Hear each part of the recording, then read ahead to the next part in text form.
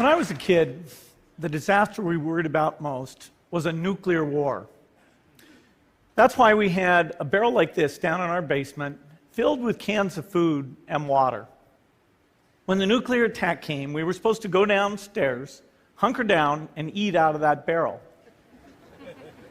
Today, the greatest risk of global catastrophe doesn't look like this.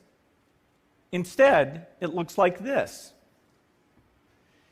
If anything kills over 10 million people in the next few decades, it's most likely to be a highly infectious virus rather than a war. Not missiles, but microbes. Now, part of the reason for this is that we have invested a huge amount in nuclear deterrence, but we've actually invested very little in a system to stop an epidemic. We're not ready for the next epidemic. Let's look at Ebola. And a large epidemic would require us to have hundreds of thousands of workers. There was no one there to look at treatment approaches, no one to look at the diagnostics, no one to figure out what tools should be used, but that was never tried. So there was a lot that was missing, and these things are really a global failure.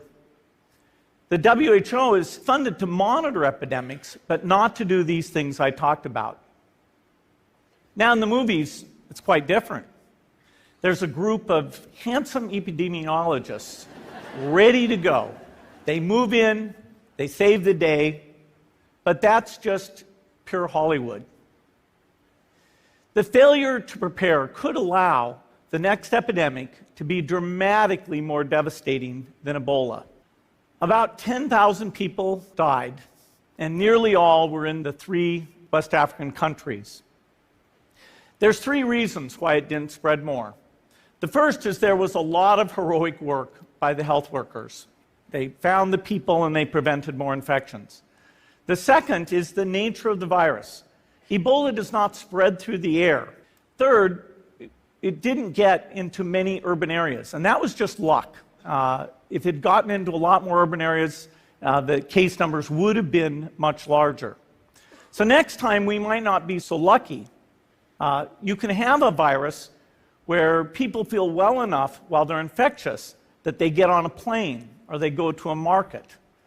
The source of the virus could be a natural epidemic like Ebola, or it could be bioterrorism. And so there are things that would literally make things 1,000 times worse.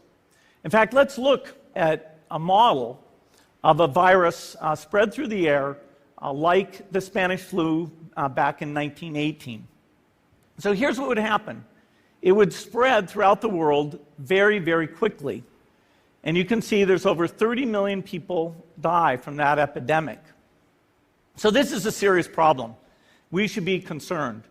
But in fact, we can build a really good response system. We have the benefits of all the science and technology that we talk about here. We've got cell phones to get information from the public and get information out to them. We have satellite maps where we can see where people are and where they're moving. We have advances in biology that should dramatically change the turnaround time to look at a pathogen and be able to make drugs and vaccines that fit for that pathogen. So we can have tools, but those tools need to be put into an overall global health system.